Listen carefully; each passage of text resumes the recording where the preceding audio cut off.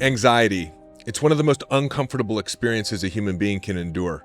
For some people, it's the constant hum in the background, and for others, it hits out of nowhere. Your heart starts racing, your breath gets shallow, you feel like you're literally going to die. And I know because I've been there. I had my first full-blown panic attack at 17 years old, and for years after that, I struggled with anxiety. But here's what I learned.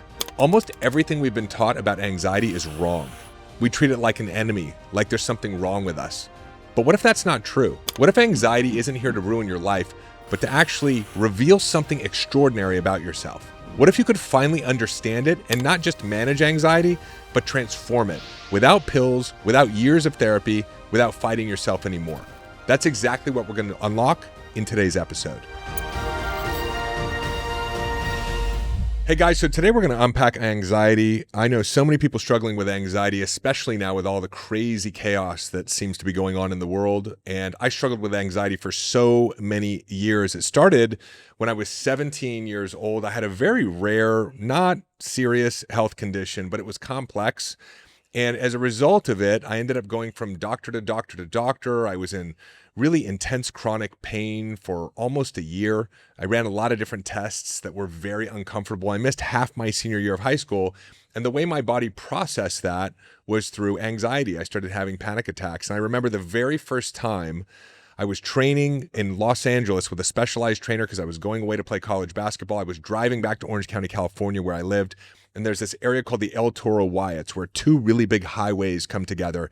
And there's always a ton of traffic. It's very stressful driving through the El Toro Y. So I'm sitting there, stuck in traffic. And all of a sudden, out of nowhere, I had this overwhelming feeling of fear and panic. It didn't make any intellectual sense. I could feel tingling in my fingers. My heart was racing. The best way that I can describe it was I felt like I was going to die. And it did not make any sense. And that was the first time I had a full-blown panic attack. And I had a series of these panic attacks. My mom took me to her psychiatrist.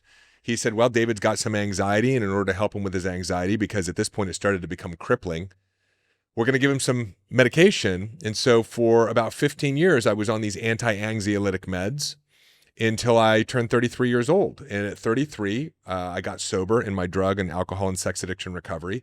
And I decided at that point in time that I wanted to live a more holistic life and to get off of these anxiety medications. And when I did, it was like, holy shit. Like all of a sudden I had emotions I had never felt before. I felt connected to other people, connected to life, connected to myself, connected to God in ways that I hadn't. I realized, wow, I've been numbed out. And it makes sense because if you understand how these medications work, they suppress your nervous system so that you're not feeling it as much, so that the anxiety is not as intense. But you're also disconnecting from this incredible emotional technology that we have called the nervous system. So I get off of my meds. I'm starting to feel life again, but I'm also getting this full-on frontal attack with everything else life has to offer, the good, the bad, and the hard. And so I made a decision, like, I got to figure out this anxiety thing because I like feeling in my life. I just don't like the experience of anxiety. And I want to share with you how I did it and the three big life-changing mind shifts that I made that helped me not live a life without anxiety, but to actually live a life with anxiety. And why that's not a problem for me anymore. In fact, by the end of this episode, you're going to understand why I'd never want to give up my anxiety for anything. So distinction number one, anxiety is a healing process. Now, I know that might sound crazy at first, but anxiety is actually one of the body's most extraordinary healing processes. Because what has happened over the course of our lives is that we've been experiencing all kinds of experiences of our life and feeling frustration, anger, stress, overwhelm, feeling like there's not enough time, feeling like we're not good enough, feeling like we're not as far along as we should be. Any of that sound familiar? All of those emotions and the thoughts associated with them, they accumulate tension in the body. I would describe this as dissonant energy. It's energy that's not meant to stay in the body. It's meant to come out. It's our limiting beliefs. It's all of the negative emotions that we've experienced. And in nature, animals actually have a way of offloading this. We can see, for example, that when animals have a confrontation, a stressful confrontation, when they move into some sort of fight or flight, after they're done with that, they'll move their body, they'll shake their wings, they'll shake their bodies out, they'll go for a run, they'll roll on the ground. So they have a way of offloading almost immediately this dissonant energy and this tension, and then going back on with their daily business. But we've lost connection with that primal instinct of alleviating ourselves of stress. So as a result of that, we become emotionally constipated with all these energies in our body and our nervous system and in our cells. There's this accumulation over time. So we become emotionally constipated with all these energies, and we don't have a way to release the dissonant energy that we've accumulated. I mean, can you imagine, like, if you didn't take a shit for 30 years, how uncomfortable you would be? Well, we haven't taken an emotional poop for so long because we were told, hey, don't get upset, or hey, you shouldn't cry, or we're trying to fit into life and not upset anyone around us.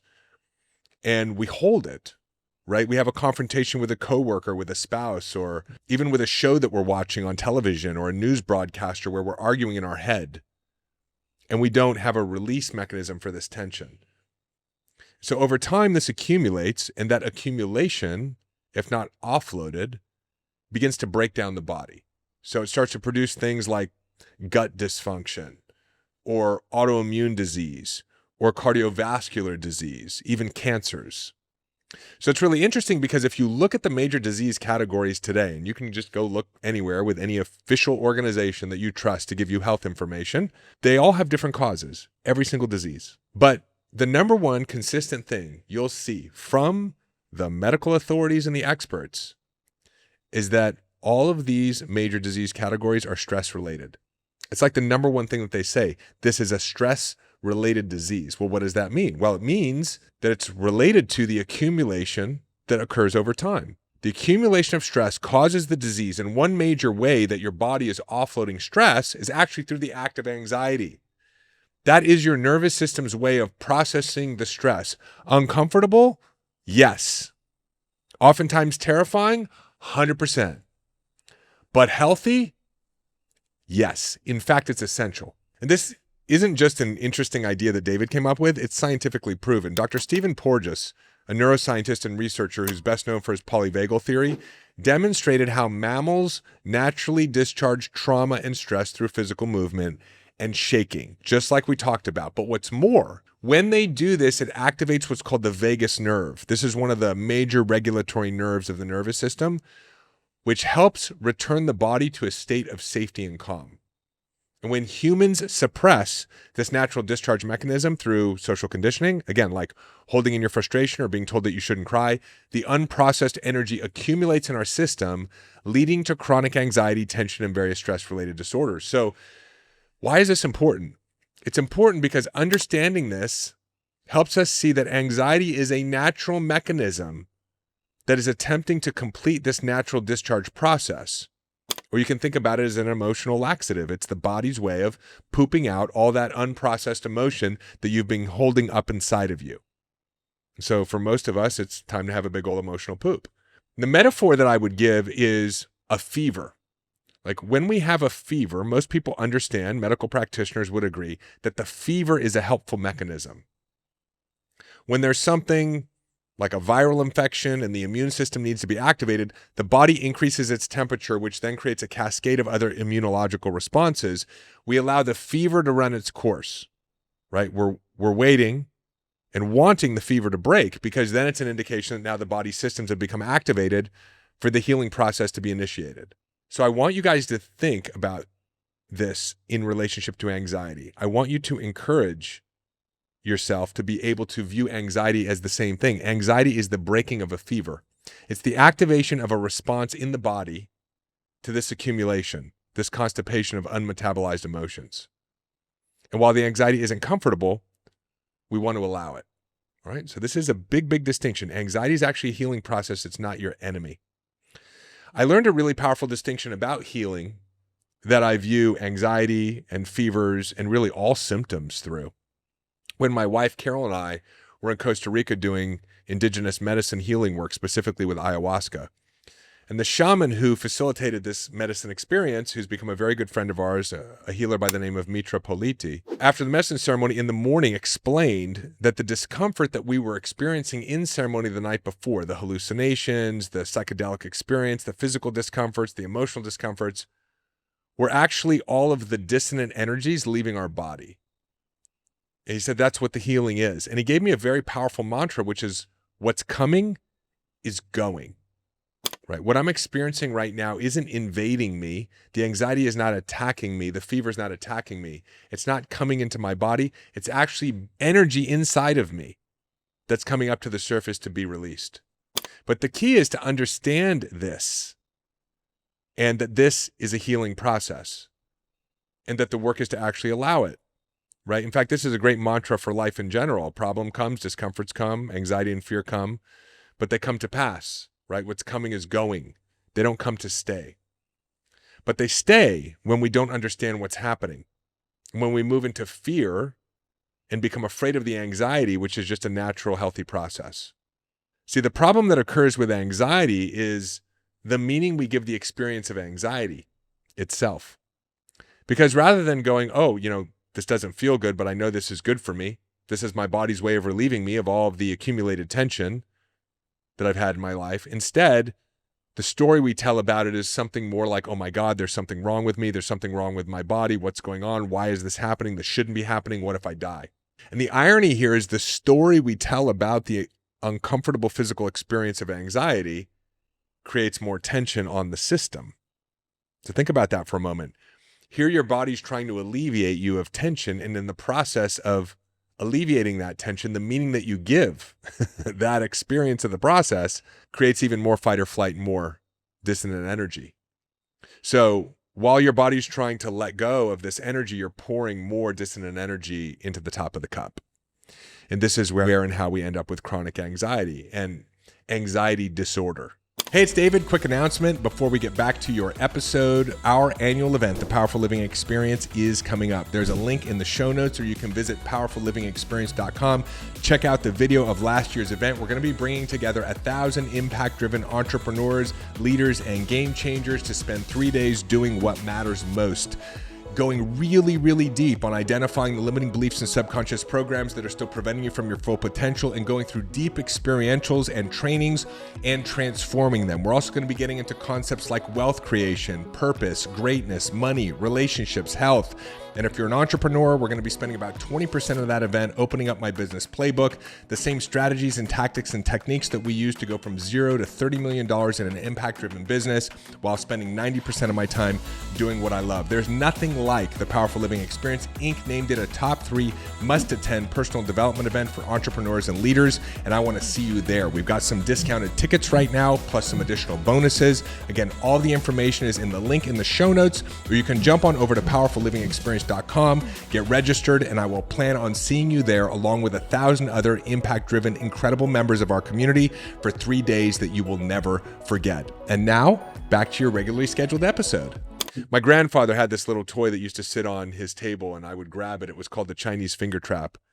And it was this little straw thing that had an opening on each end, and your index finger could fit in, and you'd put your fingers in and you'd pull on it to try to get your fingers out. But what would actually happen is this little straw contraption would just tighten around my left and my right finger, and the more I pulled, the tighter it got. And so the way that we experience anxiety, because we've never been educated as to what anxiety really is, and because we medicate it and actually shut down this natural healing process, and we're told it's something that, hey, can be dealt with and maybe shouldn't be happening, and we've got some medicine for that. I'm not saying that medicine isn't appropriate at a certain stage of you working with your anxiety. It is for a lot of people, and it was for me. But rather than allowing the anxiety and understanding truly what it is, we want to get away from the anxiety and think it's a problem, and so we're pulling proverbially on both sides of the Chinese finger trap, and it just gets tighter and tighter and tighter and tighter, right? So nobody's ever taught us, and doctors don't explain to us, that anxiety is actually the same thing as a fever. It's an indication of a healing that's taking place. So what do we do? Well, the first thing we need to do is understand what anxiety is, which is this first distinction. Anxiety is a healing process. We have to know what's going on, because if you understand what's going on, that will put you in an intellectual position to allow the experience rather than resist the experience or think something wrong is happening. This is really, really important, because chronic anxiety is a result of the story that you tell about the anxiety that you're experiencing. If you can just tell a different story and know truly what's happening, even though it's uncomfortable, over time the anxiety will pass. You'll allow the anxiety to diminish, and eventually the anxiety will pass. And what I love about this as a lesson in my own life is this is very much how we can interface with life. It's talking about accepting what is and knowing that what is safe and is loving. That the problems that show up in our life are problems that come to pass. That life is always working for our greatest growth, our greatest prosperity, and our greatest evolution. That we live in a loving body and that we live in a loving life. And anxiety is actually no different. And so the key here is to be able to experience anxiety differently, and the anxiety will pass. Distinction number one is that anxiety is a healing process. Distinction number two, and this is why I will never allow you to take my anxiety from me. Anxiety is a sign of expansion. So let me back this up for you. Anytime we move into some form of suffering or a negative emotional state, what we would call a primal state, like anxiety or fear or anger, a contrasting experience of life, meaning something we don't like, what's happening at that moment is we're activating a desire for the opposite. You don't even have to intentionally do it, but when you experience financial insecurity, there's a desire that gets active in you for financial abundance, whether you're aware of it or not. And that desire that gets active inside of you is an electromagnetic phenomenon. There's an electrical activation in your nervous system and in your brain for the opposite of whatever you're experiencing that you don't like. And when that electrical activation takes place inside of you, there's a corresponding activation in the quantum field. So I've done other episodes on fourth dimensional creation and how we materialize our reality and how thoughts become things. But there are two dimensions that we're living in simultaneously, the third dimensional reality that we're used to living in and the fourth dimensional reality. This was identified by the great mystic Neville Goddard. And through the work of both Neville Goddard and Abraham Hicks, I've come to understand that anytime I'm experiencing something that doesn't feel good, I'm activating a solution in the field. And 100% of the time, that solution, that desire will manifest or materialize itself into my reality. And the key to it materializing is actually allowing and relaxing to downregulate my nervous system. When you're experiencing some form of friction, for example, in your personal relationship, you're immediately placing a wish with the field. You're creating a connection and joy and peace and calm in your relationship in the field. And so part of the way this reality works is that we're supposed to experience problems in uncomfortable situations in order to activate and help us clarify our desires. And in the moment of the contraction or the discomfort, Abraham Hicks would describe it as a rocket of desire is launched. And so this is important to understand because we can then experience anxiety not only as a healing process, but as the starting point or the launch pad for the opposite of what's creating our anxiety. I'll give you an example. When I used to get on stage, I'd have a lot of anxiety as a speaker, right? I would get on stage and I'd have a lot of fear. I was afraid that I wasn't going to do well or speak well or perform well or that I was going to embarrass myself. And so I would feel anxiety. But all of those ideas that I don't like were creating in the field a future version of me, a powerful speaker, someone who was articulate, someone who was confident, someone who was going to provide a lot of value for the people in the audience. That was being activated through this experience of contrast. And over the course of the last 8 years, as I've learned how to relax and work with my limiting beliefs and be with my anxiety, I've materialized that reality. I've literally become that David. So over a short period of time, exactly what was making me uncomfortable and what I was afraid of, I've created the opposite. I've become that and my life has become that. Today, I'm able to get on stage and be calm. I'm able to get on stage and impact people, right? I'm able to get on stage and be that version of me that I was the exact opposite of and feeling the anxiety around. And many people have anxiety, for example, around money. So they're anxious that they're going to run out of money or they don't have enough. But what's happening when you're experiencing that anxiety is they're creating in the field a life where they have abundance and prosperity and where money is overflowing. So you can't have the expansion without the contraction. It's very much like the birth process, right? I got to witness my son being born. I obviously didn't give birth to my son. I don't want to pretend like I know anything like what that experience feels like. But I can imagine that my wife would very much prefer the expansion than the contraction. The contraction is super uncomfortable and you have to breathe through it. And then there's a relief in the expansion. And if you can line up enough contractions and contractions and expansions, lo and behold, you give birth to a miracle. In this case, it's a child, but this is how we give birth to miracles in our own life. But the key is to allow that to occur, right? And that's the one thing we can't seem to do when we're battling with anxiety. One of my mentors, he gave me a metaphor years ago. He said, anxiety is like being on a roller coaster. The roller coaster invokes all these different emotions: fear, oh my God, I might die, release of all kinds of hormones in your body that are part of the fight or flight mechanism. In many ways, it's a lot of the same feelings of anxiety, but you know that the roller coaster is going to end, and you know how it's going to end. It's going to end well, it's going to be safe, and that's part of the thrill of the roller coaster. So in this distinction of understanding that anxiety is a sign of you creating something extraordinary in your future, it gives us permission to relax in that discomfort, the real physical discomfort that the anxiety invokes. All right, what we're talking about here are mind shifts that allow us to be with the anxiety, which ironically over time alleviates us of the anxiety, but also allows us to create even more powerfully in our life. Because anxiety or fear or resistance is part of the process of us getting clear on what we want and placing that request into the field or to God or Jesus or Allah or whoever you believe is fulfilling on that promise for you. Distinction number 3. When you're experiencing anxiety, it means you're on the leading edge of possibility. This is really important to understand. Anxiety is an indication of being on the leading edge of possibility. So there are different types of anxiety, right? There's the kind of anxiety that I had when I was sitting in traffic, which was a healing process. It was also helping me get clear on how I wanted to be in relationship to how I was feeling. But there's also the type of anxiety that we have when we're moving into uncertainty, like when I was on stage. This is anxiety that is a byproduct of being on the leading edge of new possibility for you. And it's because your nervous system is designed to experience anxiety when you're in uncertainty. Anxiety goes along with uncertainty. So any successful person is actually living in anxiety, because any successful person is living on the edge of possibility or into the uncertainty. Because success is about creating a perpetual creation of growth in your life. And that comes from consistently moving into uncertainty.